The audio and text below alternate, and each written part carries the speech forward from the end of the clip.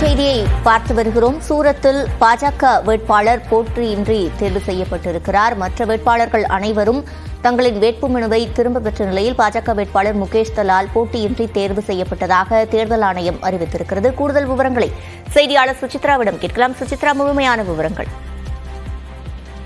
சூரத்தில் பாஜக வேட்பாளர் முகேஷ் தலால் தற்பொழுது போட்டியின்றி தேர்வு செய்யப்பட்டுள்ளதாக அதிகாரப்பூர்வமாக தேர்தல் ஆணையமானது அறிவித்திருக்கிறது. அவருக்கு எதிரான காங்கிரஸ் வேட்பாளர் நீலேஷ் கும்பானியினுடைய அந்த வேட்புமனுவானது நிராகரிக்கப்பட்ட நிலையில் அது மட்டுமல்லாமல் குறிப்பாக அவருடன் சேர்ந்து இரண்டாவதாக டம்மியாக பதிவு செய்திருந்த மற்றொரு வேட்பாளருடைய வேட்புமனு நிராகரிக்கப்பட்டது. பின்னர் இரண்டு வேட்பாளர்கள் தங்களுடைய வேட்புமனுவை திரும்ப பெற்றதை அடுத்து தற்பொழுது பாஜகவுடைய வேட்பாளரான முகேஷ் தலால் போட்டியின்றி தேர்வு செய்யப்பட்டுள்ளதாக அதிகாரப்பூர்வமான அறிவிப்பை தற்பொழுது தேர்தல் ஆணையமானது செய்திருக்கிறது.